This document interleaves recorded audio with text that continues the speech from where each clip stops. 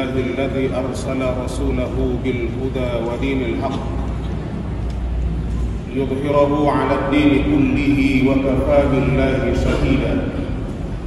أشهد أن لا إله إلا الله وحده لا شريك له، وأشهد أن سيدنا محمدا عبده ورسوله الذي لا نبي بعده. اللهم صل وسلم وبارك على سيدنا وحبيبنا وشفيعنا ومولانا محمد وعلى آله وأصحابه وإتباعه من يوم السابقون الأولون إلى يوم النهضة. أما بعد فيا عباد الله، أوصيكم وإياي بتقوى الله فقد فاز المتقون. فقال الله تعالى في كتابه الكريم: يا أيها الذين آمنوا اتقوا الله حق تقاته ولا تموتن إلا وأنتم مسلمون. وقال أيضا في آية أخرى: يا أيها الذين آمنوا إن جاءكم فاسق بنبأ فتبينوا أن تصيبوا قوما بجهالة فتصابوا ما فعلتم نادمين. صدق الله العظيم وصدق رسوله النبي الكريم ونحن على ذلك من الشاهدين والشاكرين والحمد لله رب العالمين.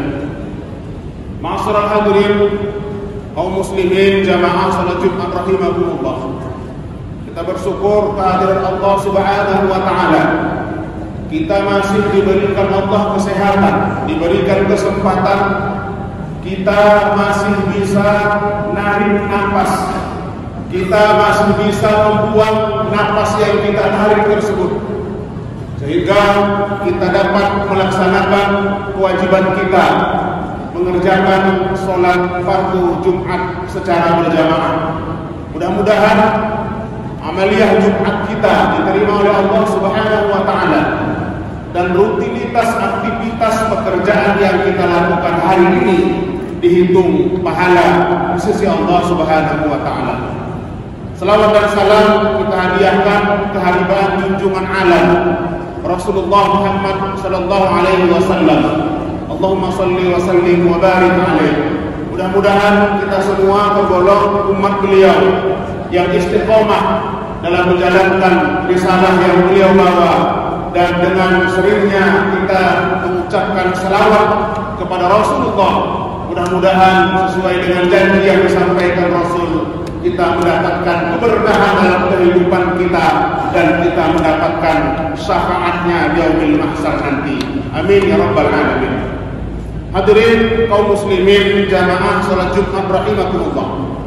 Dalam muqaddimah khutbah yang telah khatib bacakan penggalan dari Al-Qur'anul Karim, surah Al-Hujurat ayat 6, di mana Allah Subhanahu wa taala mengingatkan, wahai orang-orang yang beriman, apabila datang orang fasik membawa satu berita pada kamu, maka tabayyun, di cross check, karena sesungguhnya apabila kamu salah dalam menerima informasi itu, kamu akan menyesal dengan perbuatan yang telah kamu lakukan.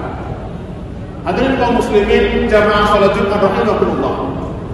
Asbab nuzul, sebab-sebab mengapa ayat ini diturunkan. Imam Ahmad dalam musnad beliau, sebagaimana juga dikemukakan oleh Imam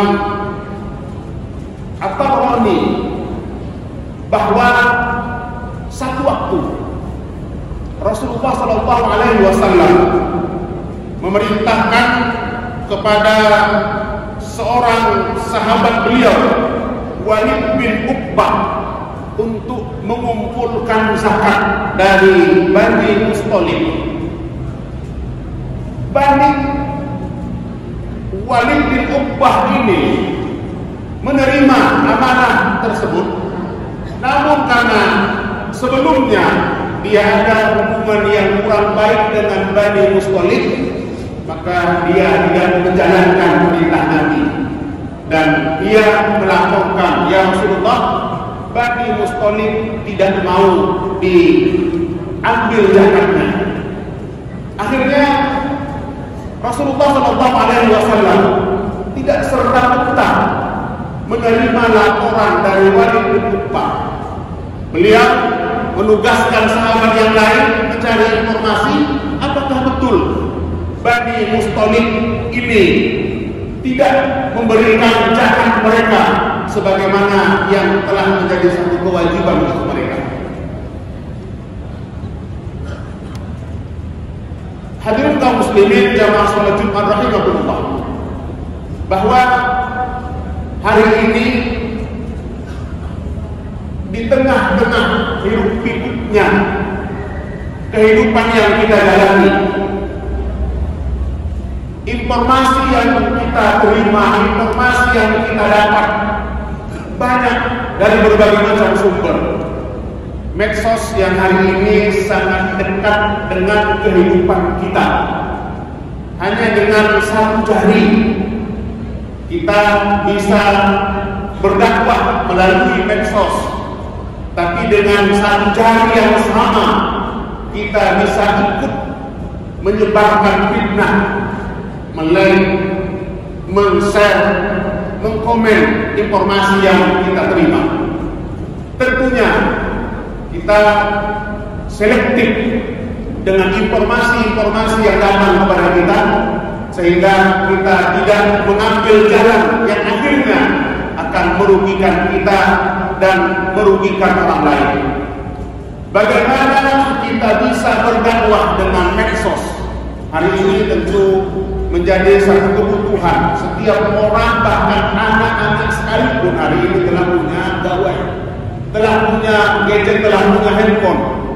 Sehingga terkadang informasi yang disampaikan itu, ada orang yang ketika menerima informasi, menerima pengajaran, menerima berita, menerima pengajaran, mendapatkan ilmu langsung dari guru, mungkin dengan keterbatasan waktu.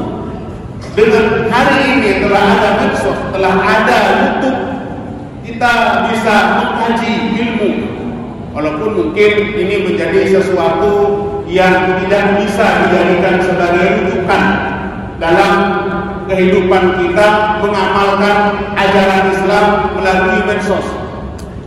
Karena seseorang seperti yang banyak kita baca dalam rujukan kitab-kitab yang beramal tidak melalui rujukan, tidak melalui nas, tidak melalui pengajaran yang disampaikan oleh seorang guru, maka gurunya itu adalah setan. Namun demikian, karena memang ini tidak bisa kita hindari dari kehidupan kita hari ini, tentu kita bisa selektif, kita bisa menilai narasumber yang menyampaikan ini siapa, kapasitasnya bagaimana, latar belakang pendidikannya dari mana. Ini tentu sesuatu yang mesti kita lakukan. Hadirin kaum muslimin rahimakumullah, dalam Al-Quran sendiri ada tentang bagaimana informasi yang itu disajikan. Ada beberapa yang digunakan dalam Al-Quran. Ada namanya nabah, ada khabar atau hadis, dan ada pula nabah merupakan informasi yang diberikan dalam Al-Quran. Informasinya adalah valid, informasi yang ini sudah dijamin kebenarannya, dan itu merupakan Al-Quran itu sendiri. Bahwa Al-Quran Karim merupakan kitab suci umat Islam, menjadi rujukan, menjadi sumber umat Islam di segala zaman, di setiap masa. Sekiranya ada di satu waktu orang yang merasa bahwa apa yang diinformasikan Al-Quran ini kayaknya, rasa-rasanya ini kurang pas dengan kondisi yang terjadi hari ini, maka tentu ini yang perlu dievaluasi,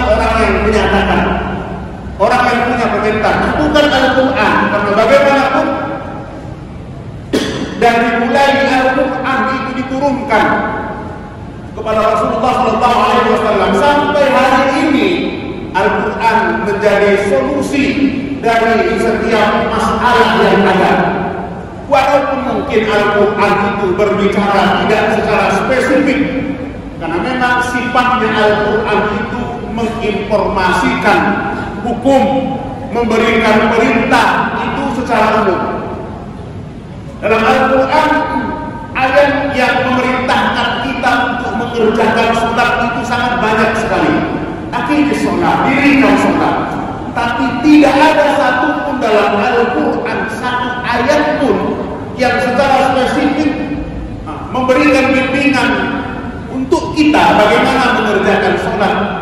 Sholat yang kita awali dengan takbiratul ihram, diakhiri dengan salam, itu merupakan ritual ibadah yang bisa kita dapatkan dari hadis Rasulullah SAW.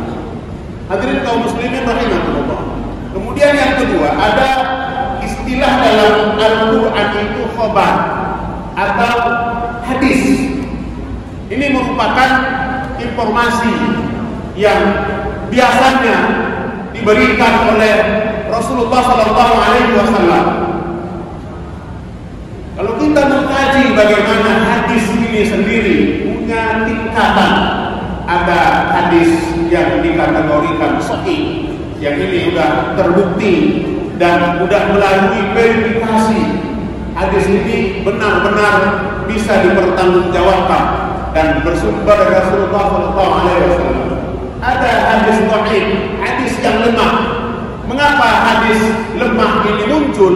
Karena mungkin orang yang meriwayatkan hadis ini dalam silsilah hadisnya ada yang kadang-kadang kurang kuat ingatannya, ada yang lebih banyak lalainya ketimbang khusyuknya, ketimbang ibadahnya kepada Allah. Ada orang yang kadang-kadang lebih banyak tidak benar dalam ucapannya, lebih banyak bohongnya ketimbang jujurnya. Maka ini menjadi kriteria bagaimana hadis ini bisa dipertanggungjawabkan, sehingga ada istilah sahih, ada istilah dhaif, dan ada istilah maudhu', hadis palsu, hadis yang dibuat-buat. Kaitannya dengan bagaimana kita bisa memberikan informasi, menerima informasi yang benar dari tingkatan hadis ini saja, tentu mencerminkan bahwa kita memang mesti jeli dalam menerima informasi-informasi yang kita terima. Banyak sekali hadis-hadis dhaif. Kalau kita membaca ilmu ulumul hadis, bagaimana hadis-hadis dhaif yang itu dikemukakan. Ada hadis yang menyebutkan al-badjan kullu dawa, terong itu adalah obat segala penyakit. Mengapa ini muncul? Karena pada masa itu lagi musim panen dan tidak diterima oleh pasar. Akhirnya banyak yang musuh dan muncullah hadis ini. Jadi seperti inilah yang terjadi. Orang akan memancing di air keruh ketika sesuatu yang mungkin ini bisa dijadikan sebagai sumber konflik. Tentu kita semua mari melihat dan membaca, mendengar informasi yang sampai kepada kita. Tentu kita tabayun terlebih dahulu, kita cross check. Kalau dulu ada istilah hoax, walaupun sampai sekarang itu masih ada, tapi istilah hoax yang hari ini mungkin sudah agak jarang terdengar. Hadirin kaum muslimin jamaah salat Jumat rahimahullah. Kemudian dalam Al-Quran juga ada ifik. Hadis yang ini menjadi provokasi bahwa Rasulullah SAW sendiri, seorang Rasul yang maksum, seorang Nabi yang telah dijamin Allah bahwa dia adalah manusia yang paling baik di dunia ini. Rasulullah memang betul, beliau adalah manusia biasa, tapi tidak seperti kebanyakan manusia. Makanya dalam bait gaib sahir itu sering kita dengar bahwa Rasulullah adalah seorang yang manusia biasa, basarun la kalbasar. Memang betul manusia, tapi tidak seperti manusia biasa. Rasul sendiri pun mengalami fitnah. Rasul mendapat ujian, mendapat fitnah. Istri beliau difitnah dalam peperangan Bani Mustalik. Istri beliau pulang dengan beberapa orang sahabat, dan dalam kisah yang bisa kita baca bahwa ternyata Aisyah radhiyallahu anha Rasulullah sallallahu alaihi wasallam itu kehilangan kalungnya, dan ia pulang kembali untuk mengambil kalungnya tersebut, dan ada salah seorang sahabat yang melihat itu, dan ternyata Rasul Aisyah ini diiringi oleh seorang sahabat, yang akhirnya peristiwa ini menjadi sesuatu yang berakhir dengan fitnah. Sampai Rasulullah SAW merasa tidak enak dengan informasi yang dia terima bahwa Aisyah ini dianggap selingkuh dengan sahabat Rasulullah. Rasulullah mengambil sikap yang akhirnya Allah sendiri turunkan ayat yang setelah dibacakan di muqaddimah dari Al-Hujurat ayat 6 sebagai bentuk klarifikasi. Hadirin kaum muslimin jamaah salat Jumat rahimakumullah. Tentunya kita yang hidup di akhir zaman hari ini, kalau cerita fitnah semua bisa menjadi fitnah. Fitnah dalam arti akan menjauhkan kita dari ketaatan kepada Allah Subhanahu wa taala. Maka tentu kehidupan dunia yang kita jalani perlu kita sadari akan berakhir. Kita juga yang hidup ini akan berakhir dengan satu situasi, satu keadaan yang ketika kita siap tak siap kita akan meninggalkan kehidupan yang kita jalani. Akan kita semua bertemu dengan kematian, dan kematian itu pasti. Tidak ada seorang pun yang tahu kapan, di mana, dan apa yang akan menyebabkan dia dipanggil kehadiran Allah Subhanahu wa taala meninggalkan dunia ini. Oleh karenanya tentu kita semua perlu mempersiapkan diri untuk menyongsong kematian ini, membatasi sesuatu yang bisa menjadi jalan dosa untuk kita. Nabi sendiri menyebutkan maka yu'minu billahi wal yawmil akhir falyaqul khairan aw liyasmut. Siapa yang beriman kepada Allah dan hari akhir, maka hendaklah dia mengucapkan, mengatakan, berbicara yang baik. Kalau tidak sanggup, maka tentu dia lebih baik diam. Hadirin kaum muslimin jamaah salat Jumat rahimakumullah, mudah-mudahan Allah Subhanahu wa taala memberikan kekuatan kepada kita untuk menjadi orang yang jujur, menjadi orang yang bisa dipercaya, orang yang bisa mempertanggungjawabkan semua amal yang kita lakukan, termasuk ucapan kita, termasuk apa yang telah saya sampaikan tadi. Dari jari kita ini akan bisa mendatangkan pahala atau menambah tumpukan dosa kita.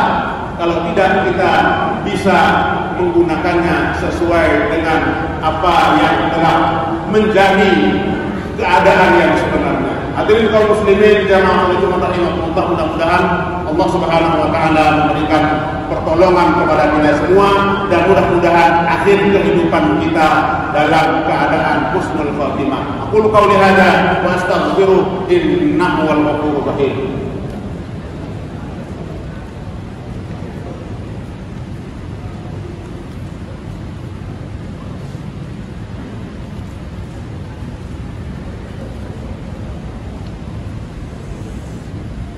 Alhamdulillah alladzi amarna bil ittihadi wal i'tisami bihablillahil matin. Asyhadu an la ilaha illallah iyyahu na'budu wa iyyahu nasta'in, wa asyhadu anna sayyidana Muhammadan 'abduhu wa rasuluhu al-mab'uts rahmatan lil 'alamin. Salatan wa salaman daimain mutalazimain 'ala hadzal nabiyil karim wa rasulihil 'azim sayyidina Muhammad wa 'ala alihi wa ashabihi ajma'in. Amma ba'd. فيا عباد الله أوصيكم وإياي بتقوى الله فقد فاز المتقون. فقال الله تعالى في كتابه الكريم إن الله وملائكته وملائكته يصلون على النبي يا أيها الذين آمنوا صلوا عليه وسلموا تسليما اللهم صل وسلم وبارك على سيدنا محمد وعلى آله وأصحابه وإتباعه إلى يوم الدين اللهم اغفر للمسلمين والمسلمات والمؤمنين والمؤمنات الأحياء منهم والأموات إنك سميع قريب مجيب الدعوات ويقاضي الحاجات يا رب العالمين اللهم انصر الإسلام والمسلمين في كل مكان عباد الله إن الله يأمر بالعدل والإحسان وإيتاء ذي القربى وينهى عن الفحشاء والمنكر والبغي يعظكم لعلكم تذكرون واذكروا الله العظيم يذكركم وادعوه يستجيب لكم ولذكر الله أكبر